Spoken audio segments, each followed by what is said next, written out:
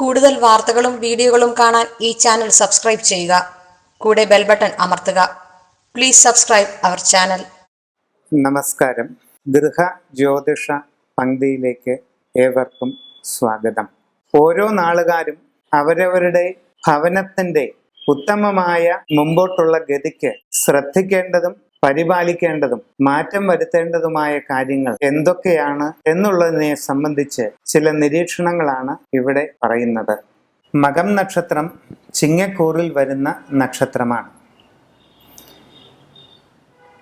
കിഴക്കോട്ട് ദർശനമായുള്ള വീട്ടിൽ താമസിക്കുന്നതാണ് മകം നാളുകാർക്ക് ഏറ്റവും ഉത്തമം.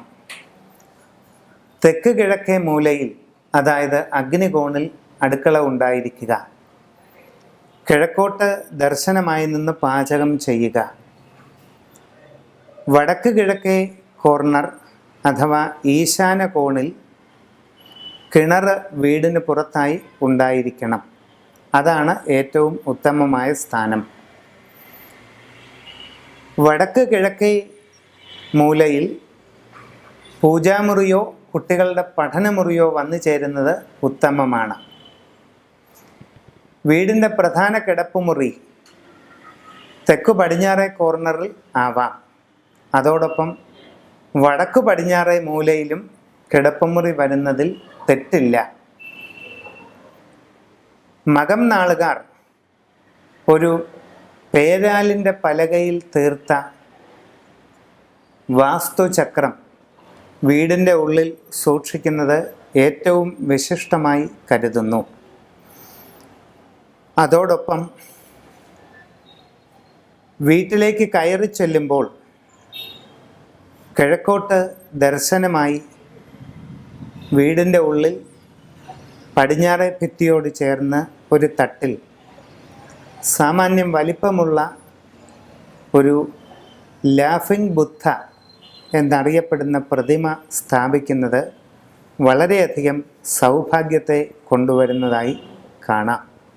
പൂരം നക്ഷത്രക്കാർ കിഴക്ക് ദിക്ക് ദർശനമായുള്ള വീട്ടിൽ താമസിക്കുന്നത് ഏറ്റവും ഉത്തമമാണ്. അടുക്കളയുടെ സ്ഥാനം വടക്ക് കിഴക്കേ മൂല അഥവാ ഈശാനകോണായിരിക്കുന്നത് ഏറ്റവും ഉത്തമം. അത്യാവശ്യം തെക്ക് കിഴക്കേ മൂലയിലും അടുക്കള വരാം, ദോഷമില്ല. കിഴക്കോട്ട് തിരിഞ്ഞു നിന്നുള്ള പാചകം ഏറ്റവും വിശിഷ്ടമാണ്. വീടിന് വെളിയിൽ വടക്ക് കിഴക്കേ മൂലയിലോ കിഴക്ക് മധ്യഭാഗത്തോ ആയി കിണറുകൾ വരുന്നത് നല്ലത് തന്നെ. പ്രധാന കിടപ്പുമുറി തെക്കു പടിഞ്ഞാറേ മൂലയിലായിരിക്കുന്നത് ഏറ്റവും വിശിഷ്ടം. അതോടൊപ്പം വടക്കു പടിഞ്ഞാറേ മൂലയിലും കിടപ്പുമുറി വരുന്നതിൽ വലിയ ദോഷം കാണുന്നില്ല. വീടിൻ്റെ ഉപരിഭാഗത്ത് 2 നില ഉണ്ടെങ്കിൽ അതിന് മുകളിലായി ഒരു മണി പ്ലാന്റ് നട്ടു വളർത്തുന്നത് തികച്ചും നന്നായിരിക്കും. കുട്ടികളുടെ പഠനമുറി വീടിൻ്റെ വടക്കു ഭാഗത്ത് മധ്യത്തായി വരുന്നത് ഉത്തമമായിരിക്കും. അതിനുള്ളിൽ ഒരു റോയൽ പഗോഡ സ്ഥാപിച്ചിരിക്കുന്നത് അവരുടെ ബൗദ്ധികമായ ഉയർച്ചയ്ക്ക് ഏറ്റവും ഉത്തമമാണ്. പ്ലാശിൻ തടിയിൽ തീർത്ത ഒരു പഞ്ചശിരസ് വീടിൻ്റെ ഉള്ളിൽ സ്ഥാപിക്കുന്നത് എല്ലാ നെഗറ്റീവ് എനർജി പാറ്റേണുകളെയും അഥവാ ദോഷ സാന്നിധ്യ കലകളെയും വീട്ടിനുള്ളിൽ നിന്ന് ബഹിഷ്കരിക്കുന്നതിന് വളരെയധികം സഹായകം ആകുന്നതാണ്. ഉത്തരം നക്ഷത്രക്കാർ ആദ്യ കാൽഭാഗം ചിങ്ങക്കൂറിലും അവസാന മുക്കാൽ ഭാഗം കന്നിക്കൂറിലുമായി വരുന്നു. തെക്കോട്ട് ദർശനമായുള്ള വീട്ടിൽ താമസിക്കുന്നത് ഉത്തരം നാളുകാർക്ക് സൗഭാഗ്യകരമാണ്. എന്നാൽ തെക്കോട്ട് ദർശനമായി വരുന്ന പ്രധാന വാതിൽ തുറക്കുമ്പോൾ അതേ നേർരേഖയിൽ വടക്കേ അറ്റം വരെ വീടിൻ്റെ ഉൾഭിത്തികളിൽ വാതിലുകളോ ജനലുകളോ വാതായനങ്ങളോ ഉണ്ടായിരിക്കണം. അതായത് തെക്കോട്ട് ദർശനമായുള്ള പ്രധാന വാതിൽ തുറന്നിടുമ്പോൾ അതിൽ കൂടി നോക്കുന്ന ഒരാളിന് വീടിൻ്റെ വടക്കേ പുറം വരെ തടസ്സങ്ങൾ ഏതുമില്ലാതെ കാണാൻ സാധിച്ചിരിക്കണം.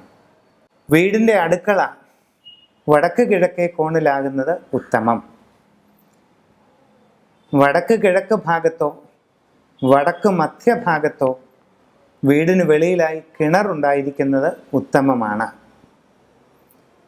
മഴ പെയ്യുമ്പോൾ വീടിൻ്റെ തെക്കു പടിഞ്ഞാറേ മൂലയിലേക്ക് വെളിയിൽ ജലമൊഴുകുന്നത് വളരെ ദോഷകരമാണ്.